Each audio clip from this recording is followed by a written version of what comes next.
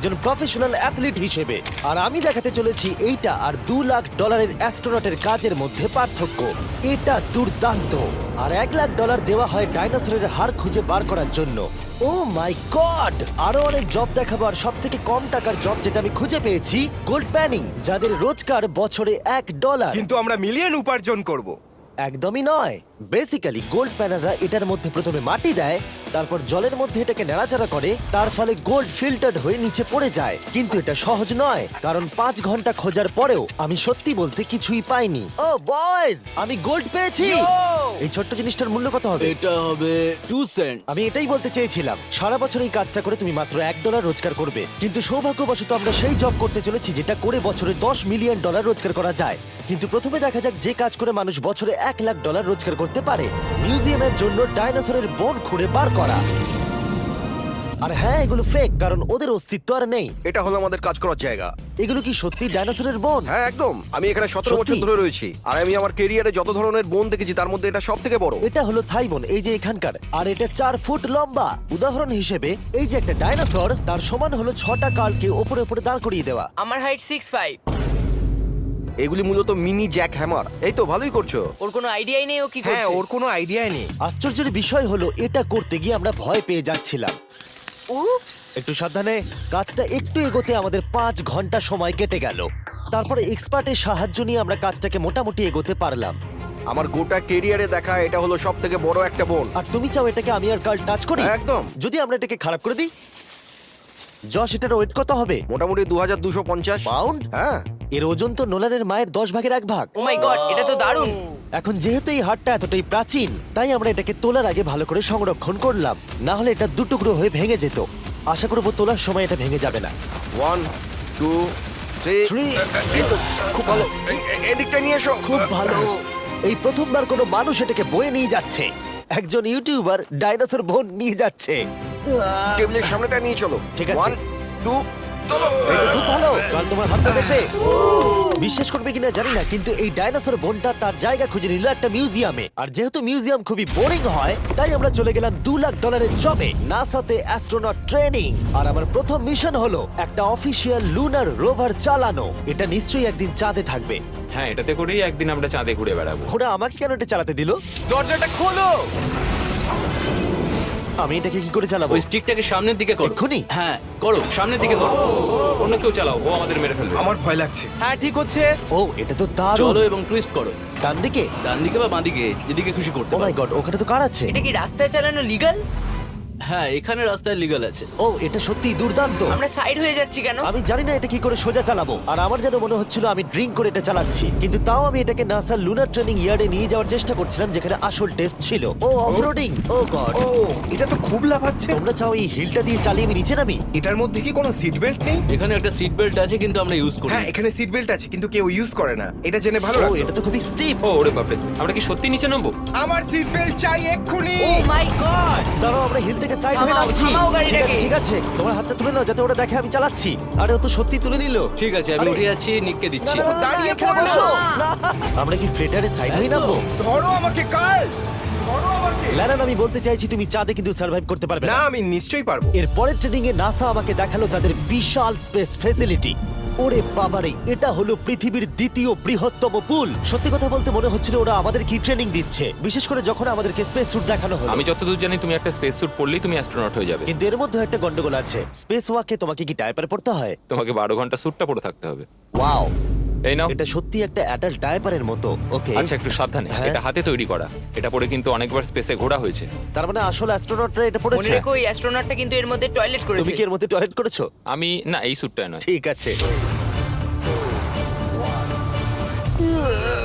ওকে, আমার পরের মিশন কখন শুরু হবে তুমি এখন থেকে 1 বছর পর কি করবে? ভেবে দেখতে হবে। ওকে ওকে। আমার ট্রেনিং এর ফাইনাল স্টেপে সবথেকে দুর্দান্ত জিনিসটা আমি করেছিলাম। ওরা আমাকে মুন টাচ করতে দিল। না না, এটাকে জোরে টানতে হবে। এটার ওয়েট 9000 পাউন্ড। এটার ওয়েট 9000 পাউন্ড। ভাই, দারুণ। পৃথিবীর মধ্যে এটা সব থেকে বড় চাঁদের পাথরের কালেকশন। আমার বিশ্বাসই হচ্ছে না এটা আমি করতে যাচ্ছি। তুমি এখন জানলে আমাদের ইউটিউব চ্যানেল আছে। হ্যাঁ। ও মাই গড, এগুলো সোজা মুন থেকে নিয়ে আসা হয়েছে। তুমি আমাকে এটা ছুঁতে দেবে, তার কত পার্সেন্ট চার্জ আছে? 0। গতকাল আমরা একটা ডাইনোসরের ফসিল খুঁজে বার করেছি, তাই আমি এই বিষয়ে এক্সপার্ট। আমি এটা টাচ করি না। চেষ্টা তো করলাম। এই গতকাল আমরা একটা ডাইনোসরের ফসিল খুঁজে বার করেছি, তাই আমি এই বিষয়ে এক্সপার্ট। আমি এটা টাচ করি, না। চেষ্টা তো করলাম। এই যে মেটেরিয়ালটা দেখতে পাচ্ছ, এটা হলো আসলে লুনার সয়েল। ও মাই গড, তুমি এখন চাঁদকে ছুঁয়ে ফেললে। ও এটা তো দারুণ। তার মানে এই টিউবের ভেতরে চাঁদের মাটি আছে, আর এটাকে নিয়ে আসার পর খোলাই আর হয়নি। তোমরা চেক করনি তাহলে এর ভেতর তো এলিয়েনও থাকতে পারে। হ্যাঁ, চাঁদ থেকে আনা হয়েছে, তাই থাকতেই পারে। দাঁড়াও। থেকে এটা আমরা চাঁদ শুনলে? থেকে। আর তারপরে আমরা এলিয়েনরা যে সত্যি আছে এটা জানার পরে আমরা গেলাম স্ট্র্যাটোস্ফিয়ারে আমাদের পরের জব করতে। সেখানে নোলান আর গার্ল একটা প্লেন চালাবে। আমি আগে কোনোদিনও প্লেন চালাইনি। আমরা জানি না আমরা কি করছি। প্রথম দিনের ফ্লাইট ট্রেনিং এ তোমাদের স্বাগত। আমি মজা করছি না, ছেলেরা প্রথম প্লেন চালাতে চলেছে, তাও আবার মাত্র একবার এই ফ্লাইট সিমুলেটরে প্র্যাকটিস করার পরে। আচ্ছা, এটা হলো আমাদের থ্রটল। এটা পেছন দিকে টানলে এটা স্লো হবে, ঠিক এইভাবে। ও মাই গড, আর নোলান ক্র্যাশ করার পরে, ক্র্যাশ করার পরে এবং ক্র্যাশ করার পরে, প্লেনটাকে ক্র্যাশ করে দিলে। তারপরে যদিও সে সাকসেসফুলি ল্যান্ড করিয়েছে, আর সেই কারণেই সে আসল প্লেন চালাবার অনুমতি পেল। বাপরে আমার খুব ভয় এই, লাগছে। তুমি এটা করতে পারবে না নোলেন। প্লিজ তুমি আরো ভালোভাবে প্র্যাকটিস করে এসো। ও মাই গড, আমি এখন একটা প্লেন চালাবো। ও মাই গড। ওকে, তাহলে আমরা যাব। তুমি তৈরি? হ্যাঁ, আমি একদম প্রস্তুত। Full throttle, approaching 60। কিছুটা কাঁপছে, কিন্তু তুমি এটাকে জাস্ট একটু টেনে দাও। আমরা টেক অফ করছি। এই তো, খুব ভালো। ও মাই গড, তোমার প্রাণ এখন আমার হাতে। এ সত্যি এই পুরো জিনিসটাকে একা কন্ট্রোল করছে। হ্যাঁ, ও সবকিছু একাই করছে। আচ্ছা, টার্বুলেন্সের জন্য ক্র্যাশ হয় না তো? কি বলি? এটা দেখো, আমি এখন ডান দিকে যাব। চলো। ডান দিকে চলো। ও মাই গড, আমরা হেলে যাচ্ছি। আমার বিশ্বাসই হচ্ছে না এটাকে আমি কন্ট্রোল করছি। হাত ছেড়ে দিয়েছি। এরম করো না। ও মাই গড। তুমি কি পাগল? আমি তোমাকে মেরে ফেলবো। ঠিক আছে, আমরা ওখানে যাব, তারপর ফিরে এসে ল্যান্ড করব। ও মাই গড, এবার কি হবে? এই একটাই জিনিস যেটা সব মানুষের কাছে বড় চ্যালেঞ্জ। ঠিক আছে, এবার আমি নামছি। আমার মেন্টাল হেলথ এখন একদম ঠিক নেই। এই জায়গাটায় আমি সব সময় সিমুলেটরে ক্র্যাশ হয়ে যাচ্ছিলাম। ও গড, আমরা এখন ওই রানওয়েতে ল্যান্ড করতে চলেছি। ও মাই দাঁড়াও, গড। দেখো আমরা মাটির কত কাছে, তাই না? ধরে রাখো, ধরে রাখো, নিচের দিকে করে সোজা ধরে রাখো। ও মাই গড। সাবধানে শটলের উপর হাতটা রাখো। তোমাকে এটা পেছনে টানার জন্য অপেক্ষা করতে হবে। দীর্ঘ নিঃশ্বাস নাও। এবার আমরা নামছি। আমরা নেমে পড়েছি। তুমি করে ফেলেছো, ভাই। আমি একটা প্লেন ল্যান্ড করালাম। ও মাই গড। ও বলছিল আমি পারবো না, কিন্তু আমরা এখনো বেঁচে আছি। তুমি আমাকে মেরে ফেলোনি। আমি সত্যি অবাক হয়েছিলাম যখন আমি শুনেছিলাম বছরে $1 মিলিয়ন রোজগার হয় হ্যান্ড মডেলিং এ। কিন্তু সেটা তখনই হবে যখন আপনি পৃথিবীর হাইস্ট পেড হ্যান্ড মডেল হবেন। এ একজন ডাক্তারের থেকে 5 গুণ বেশি রোজগার করে লোকেদের নিজের হাতের ছবি দেখিয়ে, আর এ অনেক কাজ করে। আপনারা যে সমস্ত ব্র্যান্ডের নাম শুনেছেন মোটামুটি সব ব্র্যান্ডের হয়ে কাজ করেছে। সে পারিশ্রমিক হিসেবে $1 মিলিয়ন করে নেয় পার হ্যান্ড। আমি আর অপেক্ষা করতে পারছি না কখনো এটা করবে। প্রথমে ও আমাদের হাত এক্সামিন করবে। আমার মনে হয় না আজকে আমার দিনটা খুব একটা ভালো কাটবে বলে। ওকে, আমি যেটা দেখতে পাচ্ছি তোমার নোকের ওপর অনেক কাজ করতে হবে। ঠিক বলেছো। একদম। ওর হাতটা বাজে, বুঝলে? দেখো এর হাতে কার্লের থেকে কত বেশি লোম আছে। এর জন্য কি আমি বেশি টাকা পাবো? স্কিন টেক্সচারটা তোমার থেকে ওর অনেকটা ভালো। তুমি কি ঠিক করে দিতে পারবে? জানি না, যদি কিছু মিরাকেল হয় তাহলে হবে। আমি এখনো তোমার হাতটা দেখিনি জিমি। তোমার হাতটা তো গ্লো করছে। এটা তোমার হাতটা দারুণ। এত গ্লসি কেন? আমি জানি না আমার আঙুলের স্ট্রাকচারটা কি ঠিক আছে।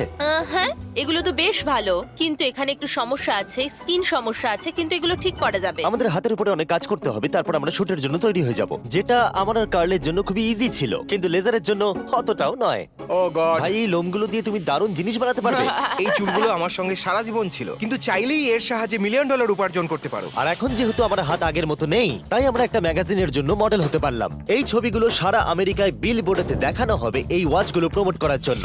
এটা কিন্তু খুব কঠিন। হ্যাঁ, আর বেশি চাপ নিও না। ওকে, মানে ঘড়িটাকে দেখতে ভালো লাগছে। সত্যি কথা বলতে আমি ভেবেছিলাম এটা ইজি হবে, কিন্তু আমরা সত্যি খুবই বিচ্ছিরি ভাবে এটা করলাম। মনে হচ্ছে যেন কোনো সাপ এই ঘড়িটা পড়ে আছে। ভাই এটা খুবই শক্ত। তুমি একবার করবে, এটার সাথে পার্থক্য দেখবো। ও কি দুর্দান্ত। তোমার হাত নড়েনি, তাই প্রোডাক্টটা দারুণ দেখা যাচ্ছে। ভালো মডেল হওয়া মানে একটা ঘড়ি পরে নিলাম তাই নয়, হিসেবে তোমাকে অদ্ভুত জিনিসও করতে হয়। তুমি ভয় পাচ্ছ কেন? কারণ অফ ক্যামেরাতে হাতে একজন সাপ আরে ধরে ভয় পাওয়ার আছে। কি আছে? চিন্তা করো না কার্ল, চিন্তা করো না। ওর হাতটা এখানে রাখো যাতে ওর মাথাটা একটু সাপোর্ট পায়। হ্যাঁ একদম। এর মাঝে আমি একটা জিনিস ঢোকাতে চাই, সেটা হলো ইমোর্টালস অফ অ্যাভিয়াম। এরা এই ভিডিওর স্পন্সর। একটু এখানটা ধরো। হ্যাঁ ঠিক আছে। এখন এই মডেলিং করছে একটা ওয়াচ, একটা স্নেক আর এই গেমটার। ও এটা দেখো, এটা দুর্দান্ত লাগছে। ইমর্টালস অফ অ্যাভিয়াম হলো একটা ফার্স্ট পার্সন ম্যাজিক শুটার, যেখানে তুমি জ্যাক নামের একজন প্লেয়ার হিসেবে এই পৃথিবীকে বাঁচাবে কার্ল। ও কি আমাকে বাঁচাবে? এবার আমি চাই তুমি এই গেমটার এক্সবক্স ভার্সনের মডেল হও, একটা স্করপিয়ন নিয়ে। না ভাই, এই দেখো, তুমি ঠিক এটাকে এইভাবে ধরবে। আচ্ছা এটা হাতে ধরাটা সেফ তো? হ্যাঁ, একদম ঠিক আছে, একদম। নাও নাও নাও, যা বলার বলে দাও, Okay, বলে দাও, আর তো ফটো তুলে ঠিক নাও। আছে, তুমি এই গেমে ডিফারেন্ট টাইপের 25টা ম্যাজিক স্পেল পাবে আর 80টা ডিফারেন্ট ট্যালেন্টকে আনলক করতে পারবে নিজের ক্যারেক্টারকে কাস্টমাইজ করতে। ইমমর্টালস অফ অ্যাভিয়াম এই ফটোটাকে পছন্দ করবে কার্ল? ইমমর্টালস অফ অ্যাভিয়াম আশা করি পছন্দ হবে। কার্ল, আর কিছুক্ষণ এটাকে ধরে রাখো, তারপরেই আমরা এনএফএল প্লেয়ার্স হয়ে যাব। যারা ইমমর্টালস অফ অ্যাভিয়াম তৈরি করেছে তারা আরো অ্যাওয়ার্ড উইনিং গেম তৈরিতে সাহায্য করেছে, যেমন হ্যালো, কল অফ ডিউটি আর ডেড আমার এই স্পেস। গেমগুলো দারুণ লাগে। ও, এটা তো নড়ছে। আর দারুণ জিনিস হলো ওরা আমাকে এই গেমের বস করেছে, আর যদি তুমি আমাকে মারতে পারো তাহলে এই গেমের যে কোনো বসের থেকে বেশি গোল্ড পাবে। ও না, আরে চিন্তা করো না, আরে ওর ভয় দিকে পেও না। তাকিও না।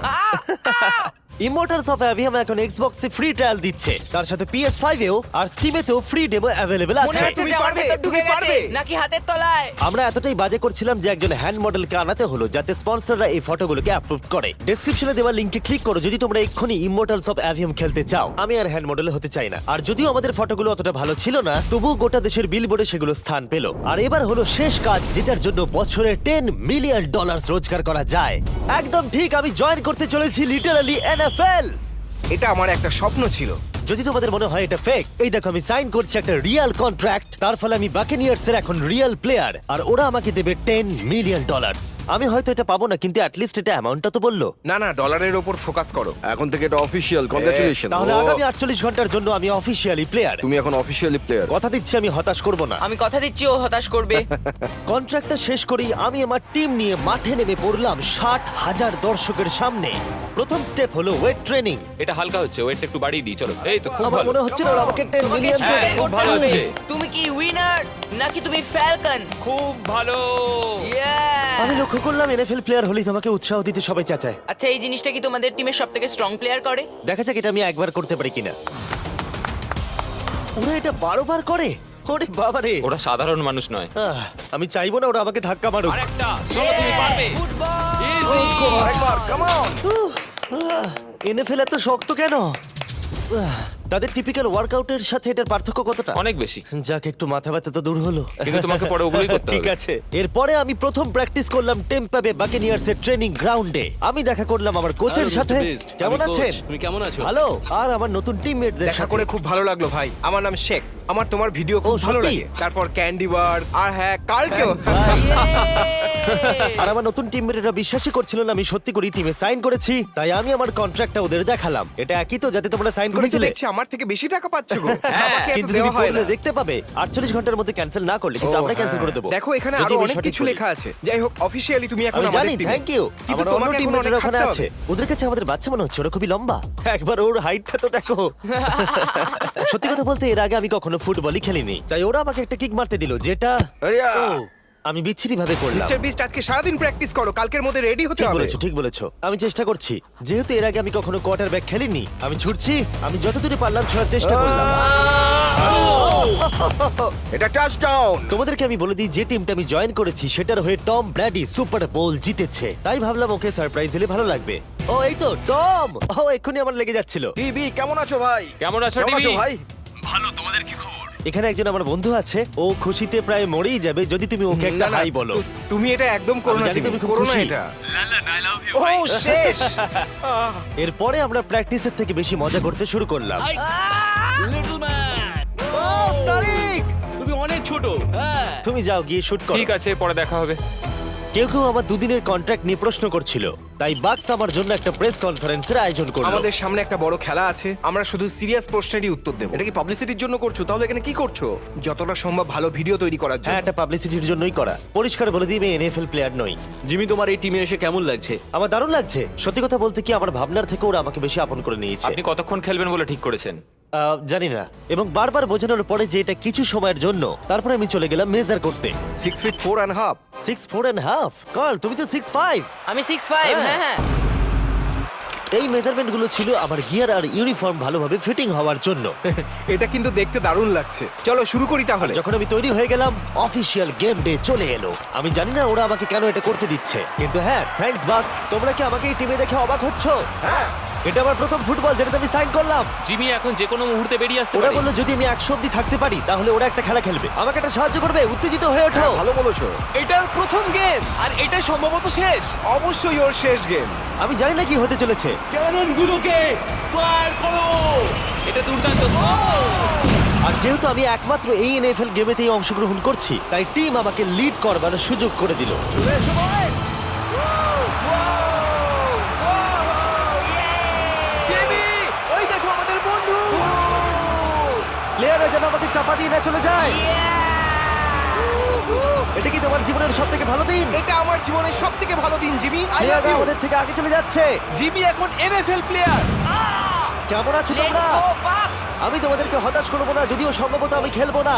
Love you. দেখো কি বড় একটা প্লেন। আমেরিকা চলো ফুটবল খেলা যাক।